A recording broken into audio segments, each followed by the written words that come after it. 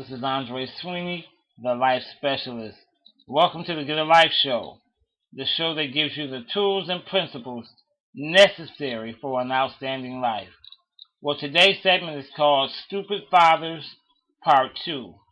And today I want to rip up a mentality that I call out of sight, out of mind, as it relates to fathers. Now here's the scenario. You take a father, he's a deadbeat dad, didn't pay no child support, didn't spend time with his child, was just a horrible father. And for years that child has lacked the attention, the finances, they've lacked that special touch from their father. And basically, the father has just washed his hands of being in that child's life. Well, something happens. The dynamic changes. Maybe the father feels like he's found Jesus or found religion. Or maybe guilt has just eaten away at his conscience. And what happens is he gets into another relationship with a different female, has a baby by that female, and all of a sudden becomes Father of the Year. Oh, he takes time with the child. He spends money with the child. He goes to the basketball games. He goes to every recital. He plays catch, plays tea party, whatever it is.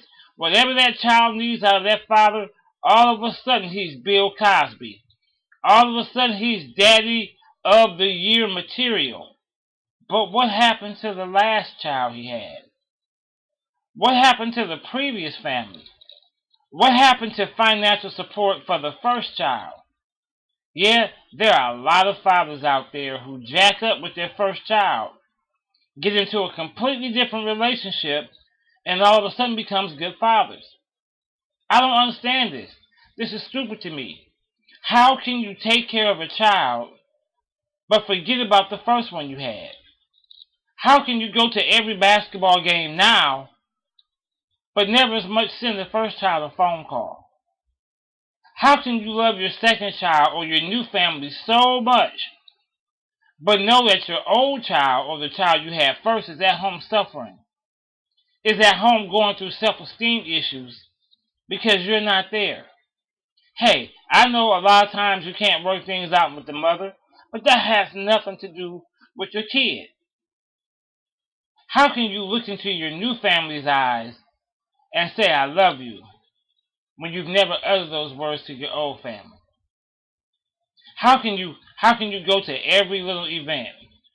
How can you spend thousands of dollars on their prom, but never send $1 to your old child? I don't get it. It baffles me. It's one thing if you're a sorry dad and you just don't take care of any of your kids. But I don't understand how you could be so loving to one and be so callous to the first. What are you, Dr. Jekyll and Mr. Hyde? What do you have, two sides of you? I mean, what is the problem? How can you show so much affection on one end and be so far away on the other? Let me say this to all of you fathers who have new families. It's great that you're taking care of your current family, but don't forget about the child you had back in the day. It's great that you're spending all this money and all this attention on your current family, but don't forget about the child who doesn't have shoes from the first relationship. Don't forget about the starvation from attention that they're going through. It's great to go to all the PTA meetings with your new family, but don't forget about when they have Father and Daughter Day in your first relationship, that daughter has to bring her uncle or her grandfather because you're not there. Listen, certainly if you have a current family, do all you can to take care of them. But don't get amnesia.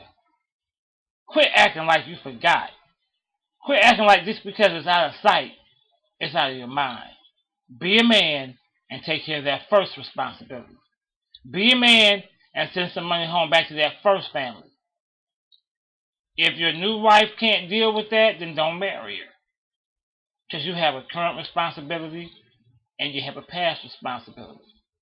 This is Andre Sweeney, the Life Specialist, telling all of you out of sight, out of mind daddies to get a life for real.